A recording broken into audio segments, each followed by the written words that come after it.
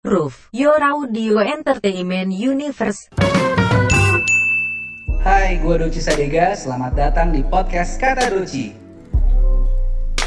Hai, balik lagi di podcast Kata Doci. Tapi kali ini kita ngomongin yang lain. Kita bakal ada segmen baru lagi namanya Meet the Expert, di mana gue bakal ngobrol-ngobrol sama orang yang menjalani keekspertisannya. Tapi tahu gak sih, ternyata ada pekerjaan unik di dunia dengan bayaran fantastik. Seperti penjaga gagak di Menara London. Ada 7 gagak yang tinggal di Menara London. Pekerjaan ini wajib menjaga agar gagak selalu sehat dengan cara dikasih makan setiap hari, dan jika gagak itu mati, dipercaya kerajaan Inggris akan jatuh. Untuk pekerjaan ini upahnya 21.000 euro atau sekitar 295 juta per tahun.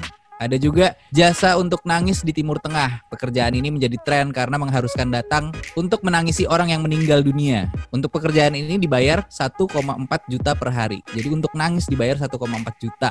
Kali ini Meet the Expert bareng Andri Dilindra. Kita akan bahas tentang kamera analog yang lagi ngehits lagi nih. Doci, Meet the Expert. Halo Doci. Iya. Kalau kita ngomongin Mas Andri ini, kita melihat ke belakang berapa tahun lalu nih kira-kira untuk specifically kita ngomongin kamera analog. Kalau kamera analog itu sampai di tahun 2000-an itu masih eksis sih. Kemudian era 2000-2001 digital mulai masuk. Artinya yang pakai analog udah mulai berkurang. Gitu. Sampai 5 tahun belakangan, 5-6 tahun belakangan mulai rame lagi yang pakai analog. Tapi alasannya kenapa stay di analog? Padahal kan sekarang kan udah banyak banget tuh mirrorless segala macam Digital ya. Sebenarnya basically karena gua mulai mengenal fotografi itu dari analog justru. Tahun 99 itu kan digital belum familiar ya, belum ada bahkan kamera yang dijual di pasaran. Kalaupun ada mungkin terbatas. Jadi gua ketemu pertama kali kameranya memang kamera analog gitu. Jadi kalau mau gue bilang sih saat ini tuh ada beberapa tipe yang main analog. Salah satunya mereka yang ingin bernostalgia kembali pakai kamera analog saat dulu mereka pakai kamera analog gitu. Termasuk gue gitu, Doci. Jadi emang make karena dulu emang pakai itu. Betul. Apa tuh kalau boleh tahu pertama kali yang dipakai? Kalau dulu gue makainya yang justru bukan mechanical. Gue kenal pertama itu justru kamera analog yang electrical. Point and shoot gitu. Enggak, SLR tapi udah SLR. serba auto gitu, nggak pakai kokang gitu. Udah mirip digital sih sebenarnya, tapi masih pakai film. Oke. Dan itu akhirnya dipakai lagi sekarang, gear yang sama? Ya, akhirnya kemarin gue pakai lagi waktu mulai happening lagi, gue mulai bernostalgia lagi dengan kamera pertama gue, mulai hunting kesana kemari, nyobain film-film yang sekarang harganya jauh berbeda daripada yang dulu gitu. Iya. Gitu Doci. Pas dulu pada pertama kali pakai itu harganya range-nya justru murah apa mahal? Kalau dulu kan kita ngikutin harga pada saat itu ya. Intinya sih hampir sama-sama aja sih. Dulu itu sama kayak harga rokok aja. Harga rokok kan dulu 10.000 tuh kalau nggak salah Marlboro ya. Iya. Dan dulu lebih gampang juga kan nyarinya ya. Dan film segala macam. Dan sekarang harganya mungkin berkali lipat, tapi nilainya sama aja sih sebenarnya gitu.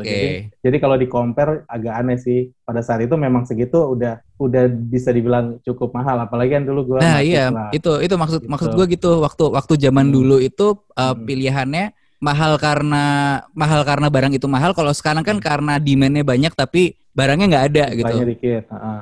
Dulu itu gue ngerasa mahal karena gue pada saat itu masih kuliah, masih ngekos. Jadi perjuangan banget ketika kita pilihannya antara makan, beli rokok, atau beli film. Gitu. Kalau jadi mahasiswa. Itu udah termasuk barang luxury ya, udah hobi yang mahal ya dari dulu. Betul. Ya? Makanya dulu tuh di kampus jarang banget yang hobi fotografi. Kalau sekarang kan fotografi karena digital memudahkan jadi rame aja yang main fotografi. Kalau dulu justru eksklusif, yang suka fotografi terbatas karena ya agak ribet lah gitu. Ya harus dicuci dulu.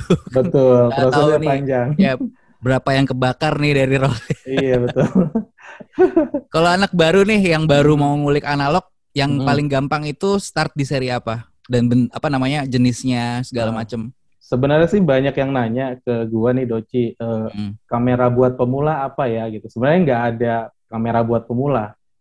Seorang pemula membeli kamera apapun itu adalah starting buat dia belajar dan bermain analog gitu.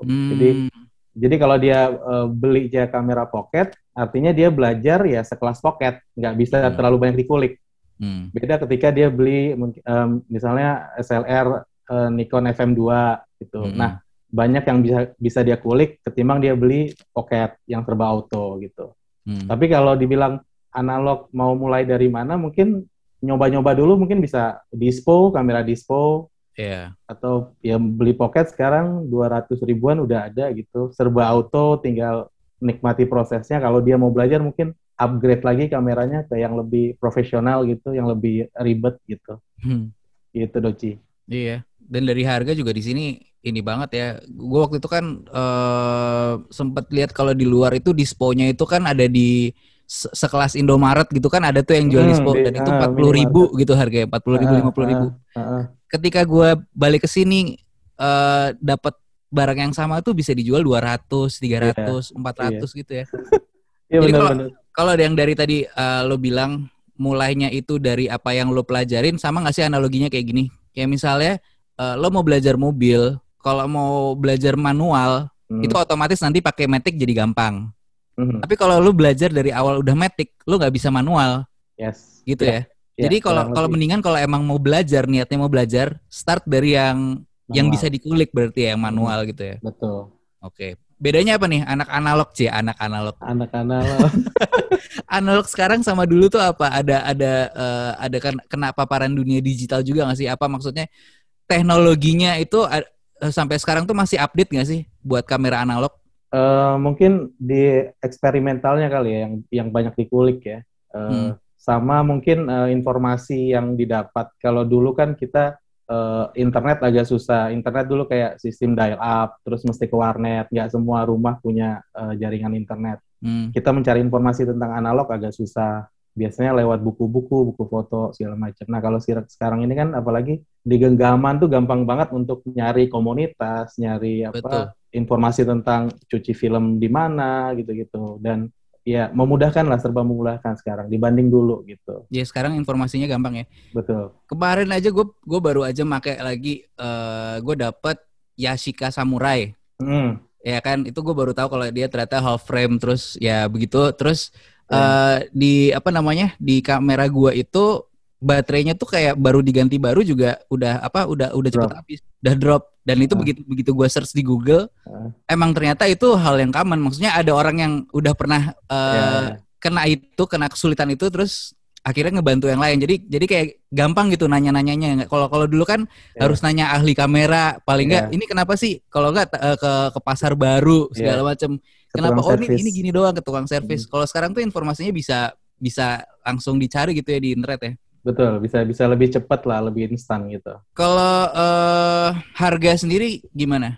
Harga sebenarnya ini kan barang vintage ya. Artinya sesuatu yang vintage itu nilai jualnya sebenarnya bervariasi. Even kadang-kadang ada yang priceless juga gitu, kamera yang sama tapi di penjual ini kok harganya lebih tinggi gitu. Jadi sebenarnya nggak ada kesamaan antara satu kamera yang sama dengan yang lain gitu. Harganya pasti berbeda, tergantung dihargai berapa sama si penjual gitu. Karena ini kan barang-barang yang benar-benar bisa dikoleksi gitu. Kadang-kadang kalau yang mulus banget, yang jarang dipakai, yang masih dalam box itu istilahnya NOS, itu harganya jauh lebih tinggi ketimbang yang udah dipakai. Tapi ada juga yang udah dipakai, yang bodinya bracing, yang baret-baret, itu justru harganya lebih mahal daripada yang NOS, yang masih dalam box gitu. Ya itu balik lagi ke yang jual gitu. Ada kesan klasik, kesan apa ya. Jadi lebih keren ketika kameranya itu hitam tapi bracing ada goldnya. Oke. Kayak gitulah gitu. Kalau di gitar istilahnya ini rustic. Nah betul. Iya mirip-mirip lah. Iya. Gitu. Lo punya ini nggak sih satu kamera yang lo pengen banget punya tapi belum kesampaian sampai sekarang? Banyak sih sebenarnya. Gue tuh dulu hobi banget beli kamera, dikit-dikit beli gitu sampai gue ditegur sama istri gue keseringan beli gitu. Akhirnya mulai gue kurangin gitu. Tapi kalau ditanya pengen kamera apa, gue penasaran masih sama Leica seri M6 rangefinder gitu. Kayaknya menarik buat dikulik gitu. Iya. Kenapa orang selalu pengen banget Leica, terus ada juga orang yang menganggap Leica tuh kayak ngapain sih lu pakai iPhone, teknologi ini juga lebih bagus, Samsung tuh lebih bagus gitu loh. Kayak ada di situnya juga gitu. Iya. Karena kan emang dia kamera yang canggih, kamera yang hasilnya juga bagus, tapi harganya ya tinggi juga gitu kan. Kadang-kadang orang mikir nggak mau ngeluarin duit segitunya, tapi kalau misalnya lu udah fansnya si Leica sendiri, lu kayaknya dikasih harga berapa juga tetap mau beli gitu. Tapi buat benar. orang yang nggak ngerti, gimana caranya ngeyakinin orang yang nggak ngerti Leica untuk ngasih tahu kamera ini emang harganya segitu, cocoknya gitu. Apa ya banyak juga yang cuman paham tentang brand, dia pengen beli brand, karena brandnya ini memang brand mahal ya, eksklusif kan, premium kalau kita bicara Leica gitu. Jadi dia nggak peduli dia bisa motret, even dia akan beli itu kalau dia punya budget di situ gitu. Nah kalau misalnya dari segi fotografer, dia pengen ngulik karena prestisnya itu gitu. Walaupun banyak yang bilang hasil Leica mungkin biasa aja, selama lu motret ngerti exposure gitu. Ya, tapi malah lebih susah loh kalau menurut gue Leica dengan rangefinder-nya gitu, sistem dia nyari fokus kan mata lu harus dua-duanya melek gitu. Ya, nah banyak juga yang motret pakai Leica M6 itu dia bermain-main dengan zone focusing. Pakai teknik zone focusing gitu, tanpa ngelihat viewfinder dia bisa capture gambar. Ya, kira-kira ya fokusnya segini karena f-nya segini, jaraknya segitu gitu ya. Betul. Hafalan. Nah makanya kan kalau kayak gitu berarti bukan terkenal karena gampang makainya, justru harus ada triknya gitu. Lo bisa dapat foto bagus di Leica kalau lo ngerti pakai Leica gitu. Nggak bisa lo asal jepret terus harusnya bagus. Kayak apaan nih kamera? Gue udah beli 120 juta kok masih burem gitu kan jadi. Iya betul. Banyak juga yang karena dia tertantang pengen nyoba karena kesulitannya itu loh, dalam tanda kutip agak beda gitu. Jadi gue pengen nyobain, pengen ngerasain gitu experience-nya seperti apa gitu Doci. Ini kalau yang gue denger lo kuliah di UI ngambil kriminologi. Betul. Terus nggak bisa relate sama hobi yang lo ini pekerjaan juga ya sekarang ya? Enggak, justru gue pekerjaan gue fotografer. Gue motret buat advertising, buat iklan. Maksud gue si kriminologi ini relate sama fotografi nggak? Soalnya kan biasanya kan ada apa sih crime scene photographer segala macam kan? Iya. Jadi dulu cerita itu gue dikirimin. Jadi gue SMA di Timur di Dili, East Timor. Terus mungkin karena nilai gue cukup bagus, masuk dalam standar untuk PMDK, akhirnya gue mencoba mendaftar. Di situ biasanya dikirimin universitas ini, jurusannya apa aja gitu. Nah gue pelajari di situ. Nah salah satu yang menarik waktu gue lihat di FISIP UI kriminologi, itu ada yang namanya ya itu benar yang kata lu bilang, ada crime scene. Jadi kriminologi forensik. Mempelajari tentang kejahatan forensik, terus gimana kita tahu ini korban meninggal udah berapa lama, ketahuan dari giginya, sidik jari, selain sidik jari ada dari giginya, dari macam-macam lah. Nah di situ salah satunya yang menarik adalah fotografer untuk memotret crime scene. Gitu. Nah pada saat itu gue nggak mikir ke sana, gue cuman pengen serunya ini forensiknya kayak gimana gitu. Akhirnya gue daftar. Nah itu nggak ada hubungannya sebenarnya, karena gue di kampus itu kenal fotografi juga dari teman kos gue, bukan dari jurusan gue gitu. Dari situ gue mulai tertarik sama fotografi, Doci. Iya. Tapi dulu pas buat foto-foto kayak crime scene gitu pakai analog apa digital? Gue nggak terlibat dalam itu. Gue nggak terlibat dalam crime scene, karena ternyata yang kocaknya itu begitu gue daftar di angkatan gue ternyata mata kuliah itu udah nggak ada, mata kuliah itu sudah ditiadakan gitu. Itu sempat bikin gue drop, ya udah nggak seru nih gue bilang. gitu. Padahal Tapi gue dari pengen banget. dari lo di East Timor itu udah mulai tuh motret-motret. Enggak, justru gue kenal fotografi itu Oh, pas di di UI. UI. Oke. Di kampus gitu, Doci. Terus kalau cerita yang lo bikin apa foto wall keramaian ya? Nah, itu PWR. gimana tuh PWR? Nah, sebenarnya kan gua motret analog tuh dari awal kuliah tahun 99. Terus di 2007-2008 gua motret komersil, udah motret iklan, gua gabung sama Anton Ismail, associate photographer di situ. Pernah menang Citra Pariwara juga ya? Ya, pernah motret. Biasalah kalau anak iklan kan suka ada lomba tuh, award gitu. Nah, biasanya itu pro bono sih, kita bantuin cuma ngejar prestis kayak portfolionya aja gitu, seru-seruan gitu. Nah udah gitu tahun 2013-14 gitu gue dikontrak sama Nike motret untuk Nike Running Club gitu. Gue sama beberapa teman motretin mereka lari. Nah gue berpikir kenapa nggak gue dokumentasiin pada saat motret? Kayaknya seru. Buat gue sendiri deh gitu. Gue nggak kepikiran buat gue sharing. Tapi akhirnya gue post ke YouTube, channel YouTube gue gitu. Nah setelah setahun, gue ngulik lagi analog. Gue post lagi ke YouTube gue. Ternyata respon orang lebih banyak pada saat gue bikin video tentang analog. Bang yang foto lari-larian itu. Dari situ gue mulai bikin episode berikutnya terus. Akhirnya mulai banyak yang DM gue ke Instagram nanya, Mas Andri kalau hunting ajak-ajak dong.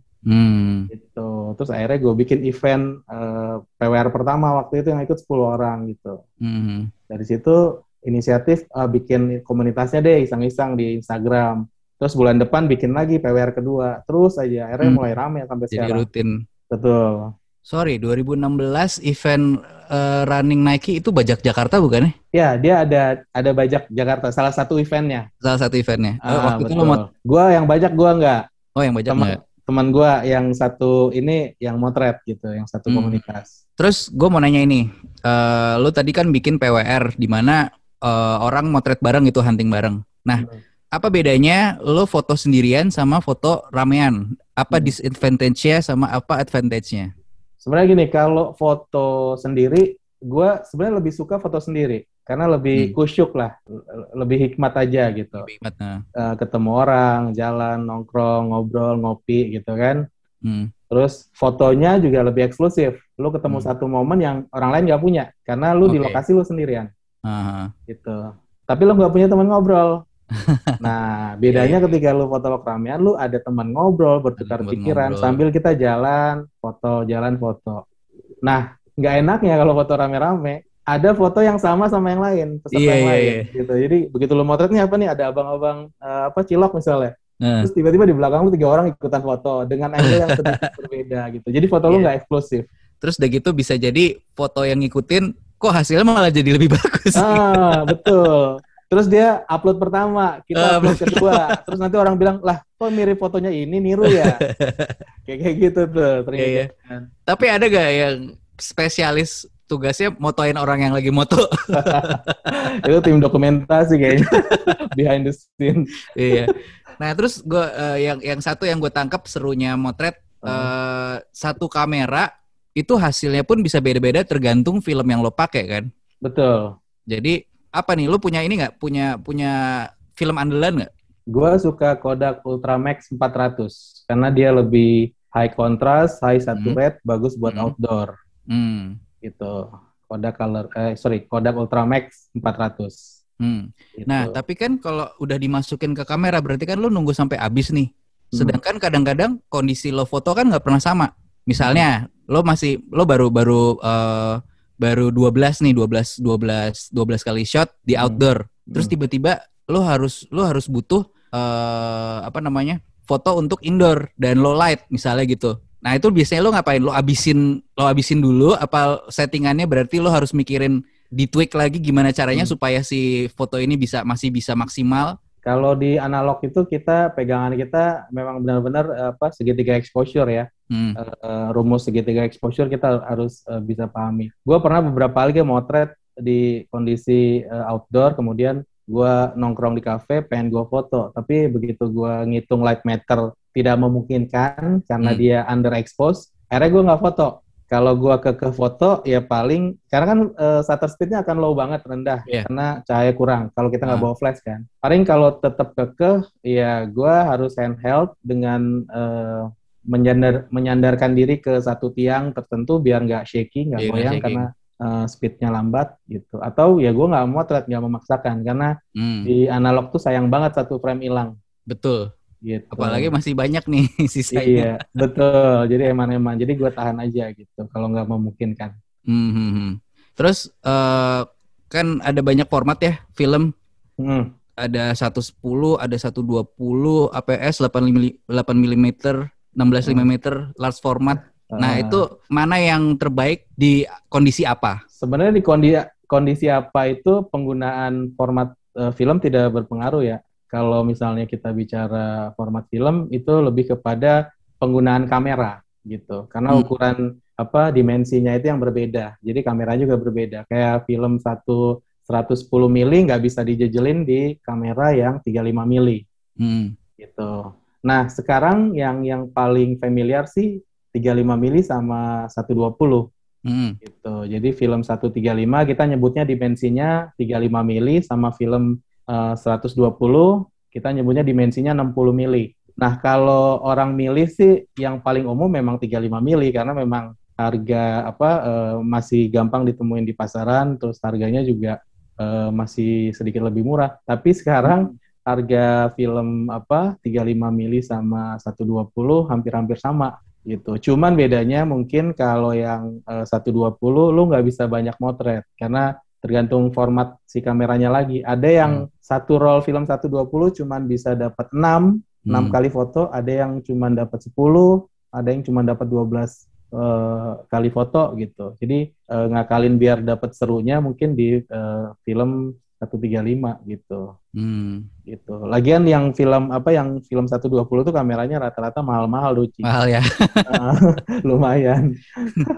Kalau macam Olympus Pen F gitu yang satu frame bisa jadi 2, half frame.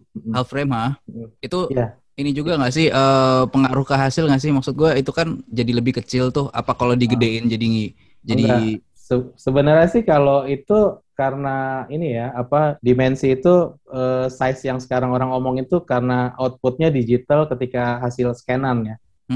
Gitu. Jadi ada yang low res, medium res, sama high res gitu. Tapi untuk kualitas sama-sama aja. Gitu. Tapi memang nggak bisa dibedain sama film 120 ya. 120 memang besar banget gitu dimensinya. Gitu. Kalau half frame tuh banyak yang pakai, termasuk kemarin gue beli satu kamera half frame karena memang film lagi mahal nih. Satu cara buat lebih irit beli half frame 36 frame bisa 72 kali. Iya, 72. Setengahnya kayaknya. Setengahnya, betul. 2 kali kan, gitu. Tapi lo yang kan dulu kan sempet dijual juga yang lo jadi bisa berkesempatan untuk menceritakan satu frame itu dua foto. Nah, lo nggak kayak gitu, maksudnya lo gunain half frame seperti itu nggak? Enggak, gue beli karena ya itu buat ngakalin ngiritnya itu. Buat hemat aja ya. Bisa jadi 72 gitu. Betul. Jadi 72. Terus lo juga ada Namora Pictures. Namora Pictures.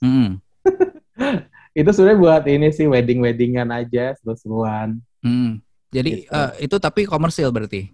Itu komersil, dia komersil khusus wedding. Kalau komersil yang advertising, gue ada satu PH foto, gue associate di situ sampai sekarang masih aktif. Gitu. Tapi yang untuk Namora, gue kemarin karena wedding, gue kemarin memberanikan diri buat motret analog. Gitu. Ternyata respon orang cukup positif ya, pengen difoto wedding mereka pakai analog gitu. Jadi feel-nya beda aja. Kalau kita pakai analog sama pakai digital motret wedding gitu. Tantangannya, challenge-nya juga beda gitu. Jadi agak deg-degan lah, momen sekali seumur hidup orang kalau nggak jadi kan repot. Iya. Cuman gue motretnya pakai backup. Gue bawa kamera digital buat backup, buat amannya. Terus gue motret juga pakai analog. Gitu. Kalau nggak dapet ya, kalau nggak dapet masih ada cadangan. Iya. Digitalnya. Itu si Egy tuh salah satu klien gue tuh. Oh iya. Gitu. Seru sih. Ini dong bahas lebih banyak lagi tentang komunitasnya, kegiatannya ngapain aja. Apalagi sekarang pas lagi pandemi gini, ngapain?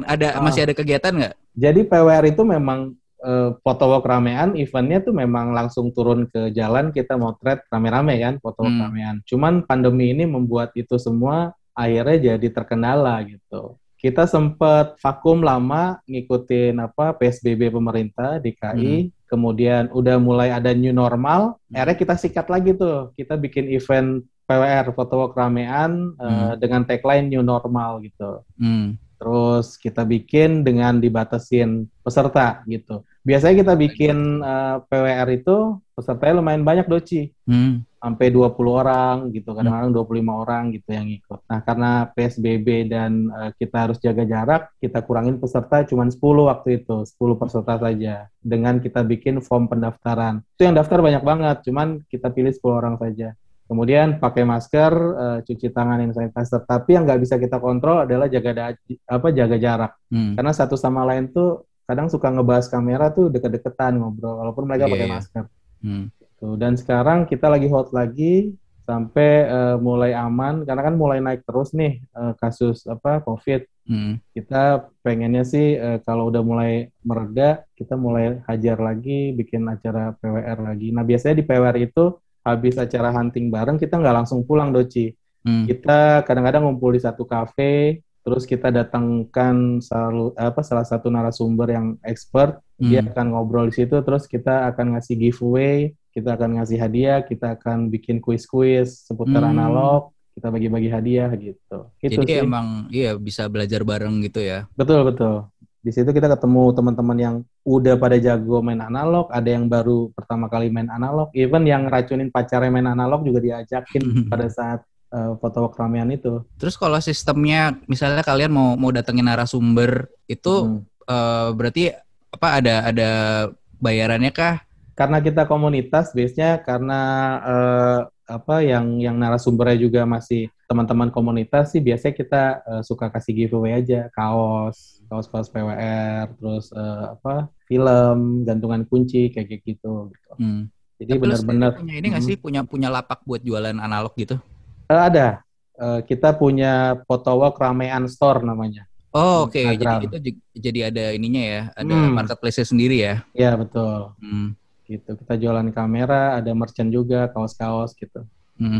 Tahun lalu berarti nggak ada ya event kayak PWR, event bukan PWR. Event yang biasanya kan bazar, Nah, bazar itu kemarin tuh yang ngadain Enat Renaldi dari Jelly Playground. Dia bikin lowlight bazar. Itu tahun 2020 nggak ada sama sekali, kosong. Rencana kan bulan April kalau nggak salah. Terus pemerintah ngasih tahu ada COVID di bulan Februari akhir ya.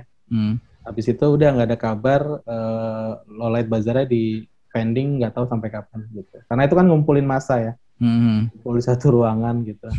Gitu Doci. Ada plan di dekat ini buat PWR? Ada. Kita ada salah satu kedai kopi mau ngajak kerjasama untuk bikin lomba foto gitu. Mungkin temanya tentang kopi atau apa gitu. Rencana baru mau meeting besok gitu. Terus ada satu brand minuman vitamin gitulah, mau ngajak kolaborasi juga sama teman-teman photowalk ramean.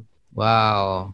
Gitu. Itu seru banget. Gue jadi ayo dong, kapan-kapan ikut dong. Iya. Ketemu sama yang udah expert juga di situ kadang-kadang. Seru. Adek gue sih kalau yang make analog tuh adek gue. Oh gitu. Dia lebih ini banget. Dan lu diracunin dia? Diracunin. Awalnya dari bokap, terus kakak gue dulu juga lumayan serius lah mainan analog, sampai dulu di rumah punya ada dark room-nya sendiri. Oke. Keren. Terus kayaknya nurunnya nggak ke gue tapi langsung ke adik gue. Gue lebih suka teknologi soalnya. Teknologi sama musik. Lebih suka digital. Yeah. Kalau pernah tuh dulu gue pernah waktu gue masih SD ya, jadi gue bawa kamera pocket gitu. Terus kita ke Dufan kan foto. Terus kan di bayangan gue kan kalau foto itu kan klise yang udah dicetak kan bentuknya ya kayak gitu kan, kayak roll. Jadi gue mikir tuh kalau misalnya dibuka itu udah ada fotonya. Jadi di mobil itu gue buka belakangnya terus langsung gue jembrengin gitu, mana kok nggak ada gambar. Hilang semua jadi. Kebakar dong. Kebakar semuanya. Iya tuh. Gitu. Sering banget kejadian kayak gitu tuh. Thank you banget ngobrol-ngobrol ya. Ada ini nggak sih? Siap. Ada pesan-pesan buat orang yang belum tahu kalau ini tuh seru banget. Lo mainan analog ini seru banget.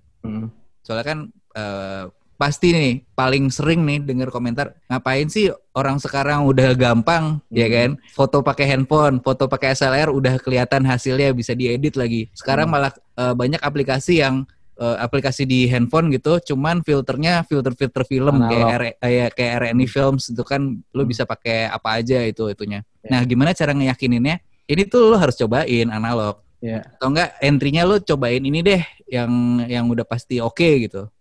Kan banyak tuh Olympus Mue misalnya. Iya Olympus Mue itu. Ya paling ini sih Doci, gue cuma mau pesen aja kalau kita bisa nyobain yang originalnya, kenapa harus cobain yang KW-nya gitu. Wah benar. Gitu. Dan lagian sekarang udah banyak platform buat kita ketemu, ajang kumpul-kumpul komunitas gitu buat belajar. Jadi dan cobain aja. Juga lebih gampang ya sekarang. Betul. Ada gitu. banyak seru kok, seru, experience-nya beda. Ya oke, nanti gue ikutan ya kalau mau foto lagi. Ayo, siap. Ditunggu. Thanks banget Mas Andri ngobrol-ngobrol ya. Sukses Doci. terus buat semua bisnis dan semua urusan duniawi dan keluarga. Sehat-sehat selalu. Sama-sama Doci. Sehat selalu. Proof Your Audio Entertainment Universe.